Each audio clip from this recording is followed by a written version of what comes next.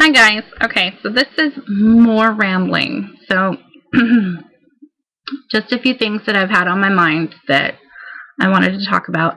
I remember that I forgot to finish talking about what all I'm taking. So in my last video, I talked about taking my bariatric 2 berry multivitamin, and I'm on B12 and B complex sublingual drop, and I'm taking vitamin D.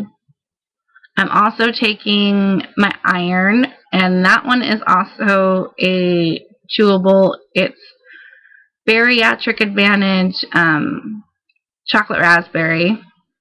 That's my iron. And then I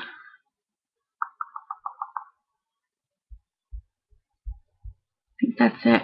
They have me taking Prilosec in the morning for the next 6 months. And I tried taking liquid Tylenol. Stuff is wretched. So I did buy some soft cap Tylenol in case I need it. But I haven't really needed it. So, and I do have my pain medications left over too. So I haven't even been taking them. I think I took it once since I've been home. We talked about the scale and my vitamins. I'm trying to remember what all.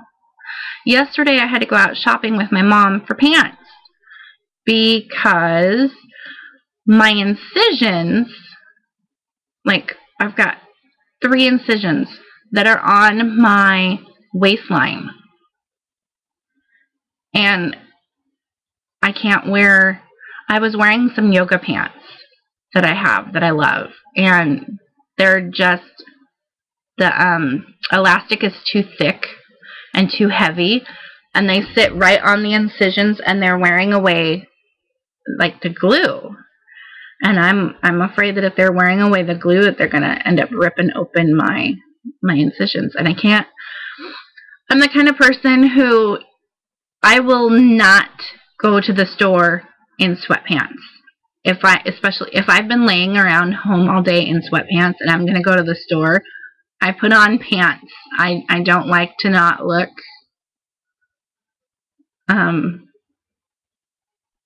not lazy. So the idea of me doing a teeny bopper move and going to, look at me sounding all old, going to the store in pajama pants, because that seems to be the high fashion around here. I see a lot of teenagers in the store in their PJ bottoms. I can't do that. So I found a pair of dress pants in my closet that I haven't worn in like 10 years, and they actually fit. And I put those on, and my mom took me shopping, and I had to look for pants or bottoms that I could wear, because I go back to work middle of next week, that I could wear to work. Because right now, if I put on my biggest pair of jeans, the button rubs right on my belly button incision. If I wear my capris, the belt loop on the left side curls over, and that rubs on an incision. If I wear my dress pants every day to work, those are actually loose, that I could get pantsed at work, because the kids, I'm in the smaller kids class with the 2- and 3-year-olds, and they like to grab my pants, and you know, especially when they're trying to stand up. So I had to find something that would keep me dressed, keep me comfortable, and keep me from having incisions upset. So we went and found 3 different pairs of capris, and they kind of almost look like a Bermuda short, and they have drawstrings, and they're very lightweight on the elastic part of them. Excuse me, on the elastic part of them. So we bought those, and then I bought me a pair of jeans that don't have a zipper and a snap. They just have elastic to them. So I have those, like for rainy days. And I was pretty happy with them. But my husband was teasing me that I look like a Florida grandma tourist. So I said, oh, well, that's just the way it's going to have to be until I heal. And until I can get down into those hot pants. So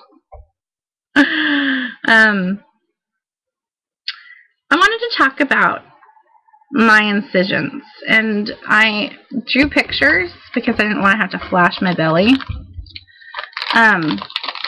And don't get me wrong when I'm about to say this, because I love my surgeon. I just should have done, I think, a little more research on my part on how I would look after surgery.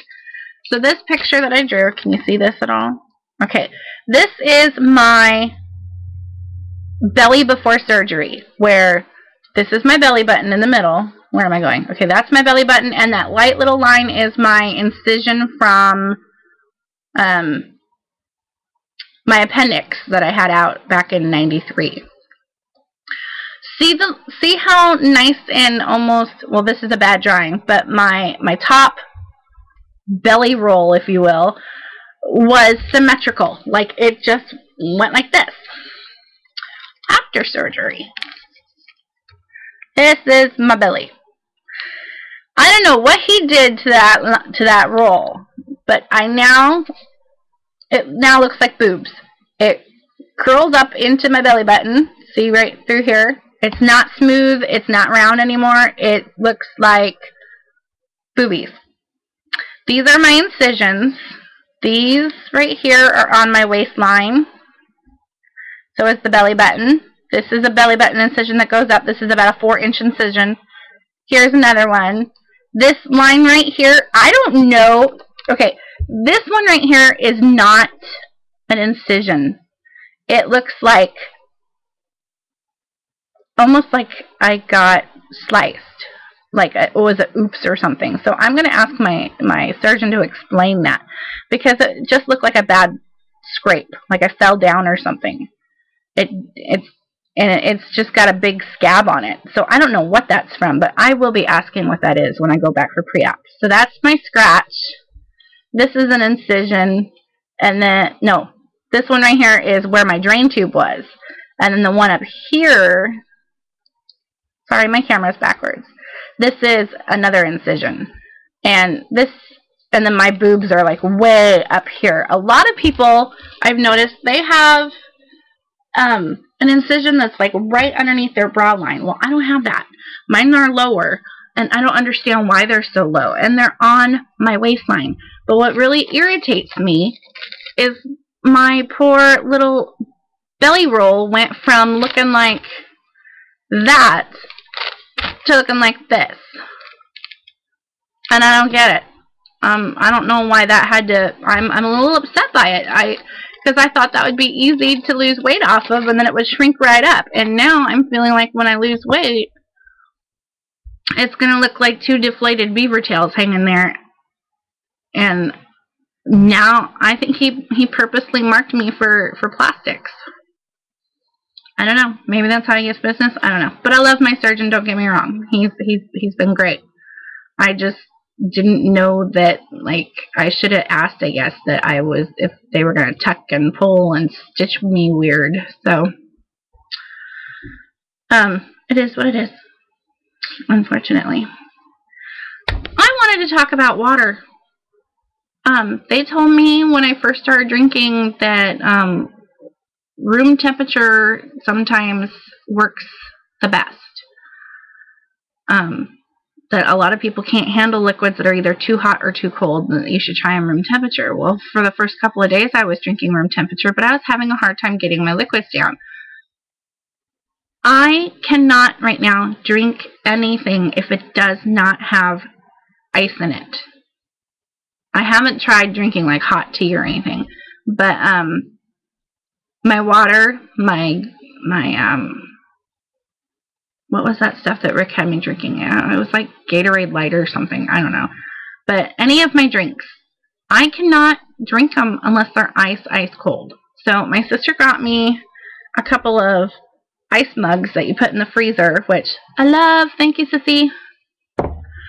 And she bought me several ice cube trays, and we bought a bag of ice. And if I have ice, I can get my liquids down. But I'm putting ice with everything. Apple juice, because I'm allowed to have apple juice. Powerade is what it was. My Powerade, my water, it doesn't matter. It has to be ice cold. My protein shakes, I was told to make them with That was weird.